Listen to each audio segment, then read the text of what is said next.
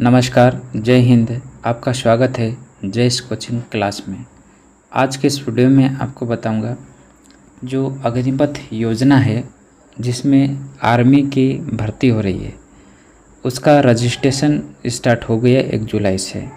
और इसमें रजिस्ट्रेशन करने के जो निर्देश दिए गए वह निर्देश क्या क्या है, यही मैं आपको इस वीडियो में बताऊंगा, क्योंकि वह निर्देश सबसे इम्पोर्टेंट है। अगर ये निर्देश आपने नहीं पढ़ा तो आप कुछ न कुछ गलती कर सकते हैं। तो उस गलती को सुधारने के लिए मैं आपको पहले सजेस्ट कर रहा हूँ।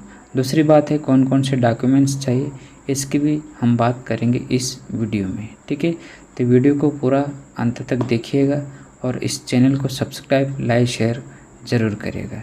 ठीक है, चलिए हम देखते हैं सबसे पहले रजिस्ट्रेशन करने के निर्देश कौन कौन से हैं। ऑनलाइन आवेदन पत्र भरने के लिए महत्वपूर्ण निर्देश दिए गए हैं। इन निर्देशों को आपको सर्वप्रथम ध्यान से पढ़ना है। ठीक है, पहला पॉइंट यही कहा गया है कि आप इन निर्देशों को पढ़िए। दूसरे पॉइंट की हम बात करते हैं तो एक अधिकारी के रूप में भारतीय सेना में शामिल होने के लिए अपनी नौकरी पात्रता की जाँच करें, उसके बाद में पंजीकरण करें।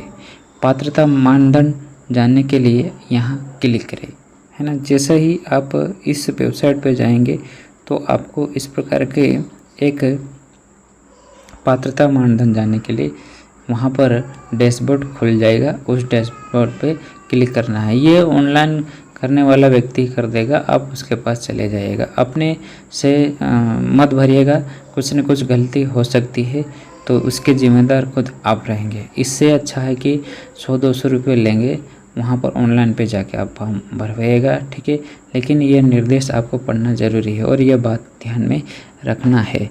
अगला है, अगर आप नए उपयोगकर्ता है तो आपको पंजीकरण टैब पर क्लिक करना है। क्लिक करते ही आपका पंजीकरण तालिका विंडो खुल जाएगी और उस आवेदन पत्र में दिए गए सभी स्थानों को भर देना है। ठीक है, अगर आप नए उपयोगकर्ता है, आपने रजिस्ट्रेशन नहीं करवाए तो आपके सामने यह विंडो खुल के आएगी और उसमें सारी जानकारी भरना है। तत्पश्चात अगली है, अपनी सभी व्यक्तिगत जानकारी ठीक उसी प्रकार से भरना है जिस प्रकार से मैट्रिक प्रमाण पत्र में दी गई है।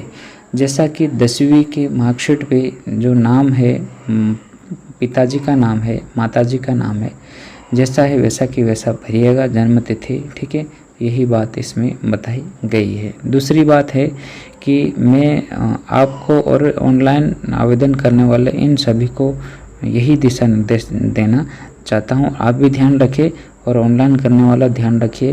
पर अगर हो सकता है किसी प्रकार की त्रुटि हो तो आप भी देखिएगा इसको, है ना।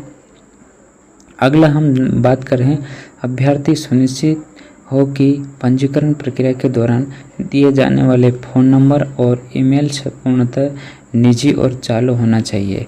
ठीक है, निजी का मतलब आपका स्वयं का होना चाहिए और चालू होना चाहिए। ठीक है, महीने टू महीने रिचार्ज करते रहिएगा, क्योंकि आपके पास फ़ोन या ईमेल कुछ भी आ सकता है।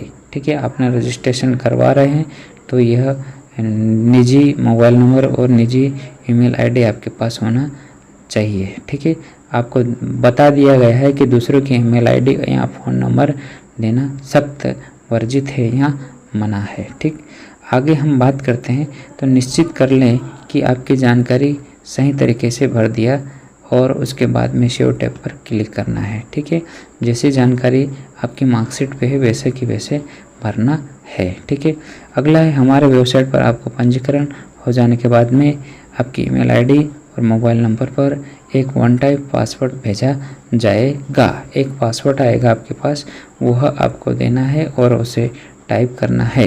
इसके बाद सफल पंजीकरण करने के लिए आपको OTP दर्ज करना होगा और इसके पश्चात ही अभ्यर्थी की प्रोफाइल तैयार हो जाएगी और आपकी जो हमारी प्रणाली द्वारा बनाई जाएगी ऐसा आपको मैसेज मिल जाएगा और उसी प्रकार से आपका पंजीकरण हो जाएगा।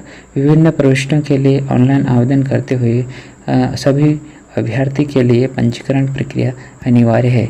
मतलब कहा गया है कि आपको पंजीकरण की प्रक्रिया करना बहुत ज़रूरी है, उसके बाद में आपका फॉर्म अप्लाई होगा। और ध्यान रखिएगा, अभी सिर्फ पंजीकरण हो रहा है, उसके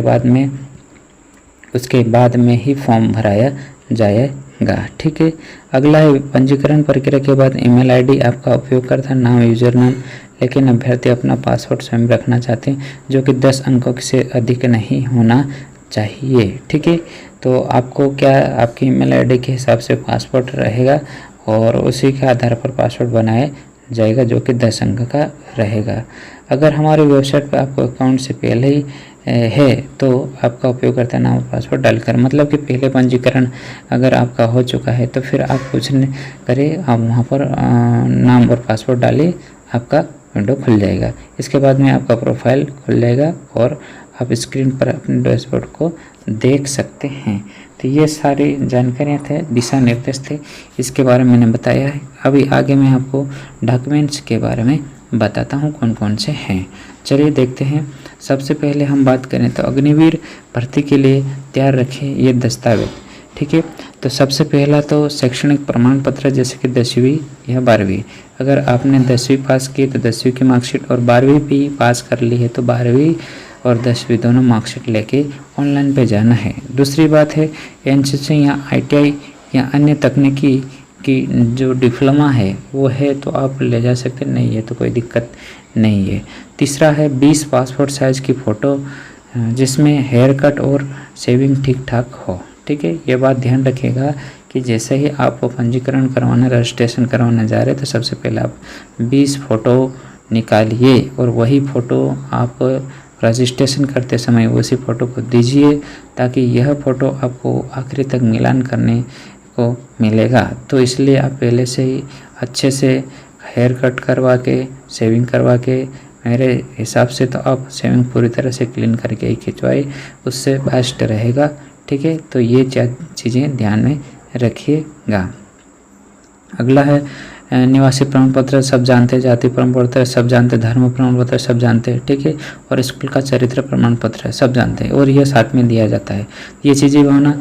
ग्राम प्रधान या सरपंच जारी प्रमाण पत्र भी होना चाहिए और सिंगल बैंक खाता संख्या, पैन कार्ड और आधार कार्ड भी होना चाहिए। खेल प्रमाण पत्र यदि हो तो लगाइए और पुलिस चरित्र प्रमाण पत्र आपको बनवाना पड़ेगा पुलिस थाने, नज़दीकी थाने में जाकर। दूसरा है सरपंच या नगर सेवक द्वारा जारी प्रमाण पत्र, यही सेम है, वो जहाँ पर ग्राम प्रधान या सरपंच जारी करता है वही वाला है। ठीक है। तो ये चीज़ें हैं। और इसके बाद में हम बात करते हैं तो एनसीसी आईटीआई व डिप्लोमा के लिए जो बोनस अंक दिए जाएंगे वो आपको 12वीं तक रखी गई है। तो 12वीं तक के एनसीसी इनके सर्टिफिकेट है तो आपको स्पेशल बोनस अंक दिया जाएगा। तो ये सारी बातें थी इस वीडियो में। आपको मैंने आवश्यक दस्तावेज कौन कौन से ले जाना है और क्या क्या चीज़ें ध्यान में रखना है, तो ऑनलाइन करने से पहले आप यह वीडियो ज़रूर देखें और अपने दोस्तों को भी यह वीडियो शेयर करें, उन्हें भी बताएं इसके बारे में कि आपको सबसे पहले क्या चीज़ें ध्यान में रखना चाहिए। ठीक है। ध्यान रखेगा 20 पासपोर्ट साइज़ फ़ोटो और पहले दिशा निर्देश में कहा गया है कि आपके ही मोबाइल नंबर होना चाहिए। तो ये चीज़ें आपके लिए बहुत ही ज़रूरी है। अगर आप पहले से सावधानी बरत लेंगे तो आपको आगे जाके कोई नुकसान नहीं होगा और आप आसानी से इन चीज़ों से निपट जाओगे। तो आज का वीडियो यहाँ तक समाप्त करते हैं। उसके बाद में अगला वीडियो फिर आपके लिए इसी प्रकार से आवश्यक रहेगा तो मैं बना के लाऊंगा। थैंक यू, धन्यवाद। आपका दिन शुभ।